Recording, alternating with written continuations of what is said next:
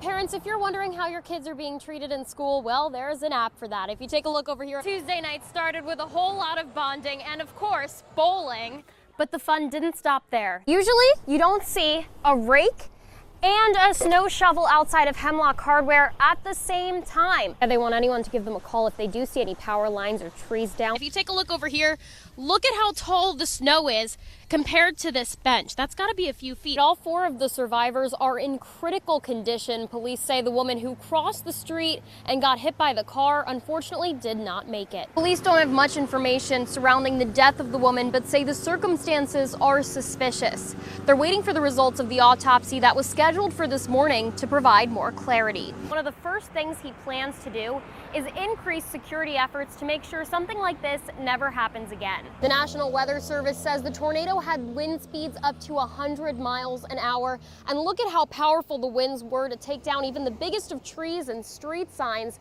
The town is slowly but surely recovering today. They've always had a really good relationship with police, always working on bettering their security together. So this presence was no surprise, but of course greatly appreciated. Can you believe that just 3 weeks ago, these floors were dirt and the walls were bare? Yeah, meeting attendees say buildings just like the Garden Cinema have been labeled blighted under this redevelopment plan, but many are encouraging the City Council to focus on projects they've already begun, like the Wall Street Place or POCO. Construction was stalled years ago and has yet to resume. After a long winter, Stamford crews are hitting the roads and paving problem areas that you may have complained about. Eric, police identified the man killed on Saturday as 26-year-old Stefan Walthrust from Queens, New York.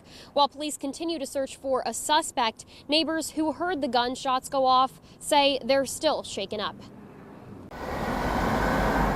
I heard it because I live right there and my window is on Garden Street, so I did hear it.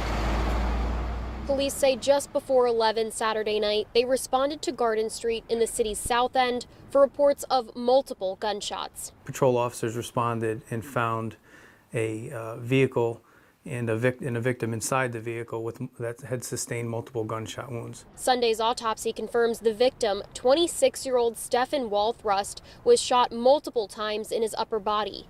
He was transported to Stamford Hospital, where he later died. Probably just for Judy Lynn Marcella says her home windows face Garden Street.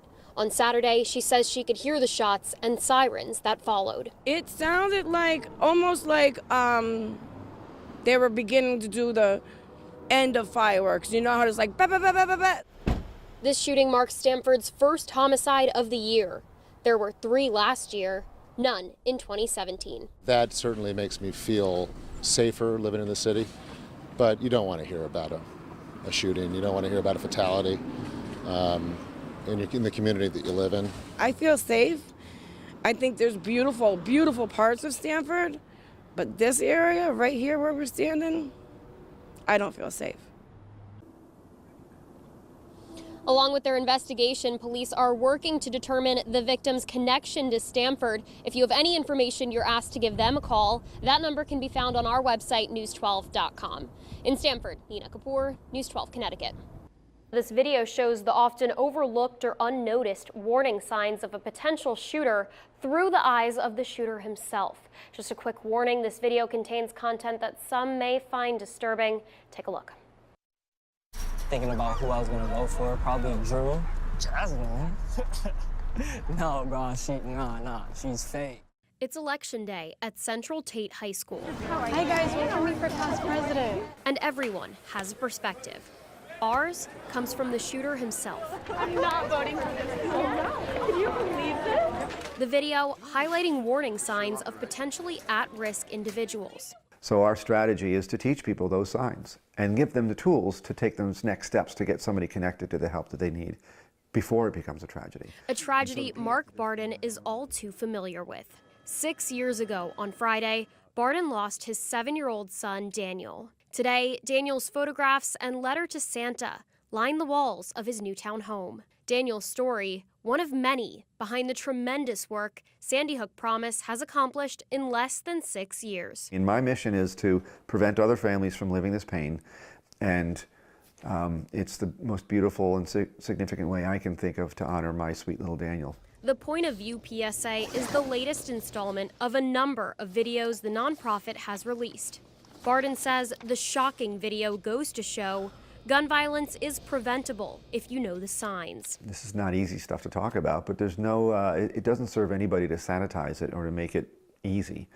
But the point is to grab your attention and say, this is real, and you have the power to prevent this from happening. The 1-minute, 50-second video ends on the shooter's breaking point. Look at me!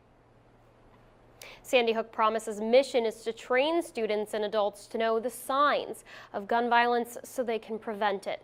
For more information or to watch the entire PSA, that link is on our website at news12.com. Nina Kapur, News 12 Connecticut. Several times a week, this local legend unloads his ingredients and barters space at a local deli. I need a licensed, inspected kitchen. It's available at nights. He's given me a key, and I make sure he's got hot sauce for his customers. All right, then I can come in and make sauce. A sauce as unique as David Wanke himself. Call me Chili. Creator of Wanky Yankees hot sauce. I'm a freak. The nickname comes from a strong passion. I can't go a meal without Chili's. Chili is a chef by day, sauce connoisseur by night. I work with these at home. You know, I get up my own formula until I get the balance of heat and flavor right. Then I bring it into the kitchen and produce it. It started as a hobby. People said, you gotta make this and sell it. Now it's a lifestyle. The fun part's coming. And The magical part coming. no matter what you're cooking, Everybody's in the pool and getting warm. Chili says he can spice it up. I don't actually sell my product. I just talk about Chili's and people want to buy it. You can find his sauce at local restaurants and delis. He also books events and sells at farmers markets, county fairs, and food shows. After filling 120 bottles a night, Chili says he probably works about 70 hours a week, it can get a little tedious. but he doesn't show signs of slowing down anytime soon. Still beats working for somebody else. He wants to continue to grow and expand the business. I've got something that's truly unique. In the meantime, I didn't think I'd be a cult follower of anything, he says the smile on his customers' faces but his hot sauces are my go-to. You got to take the good with bad, and if you got to go through the tedious parts to see the smile on a customer's face, then it's what you do. makes it all worth it. I just want everybody to love Chili's like I do.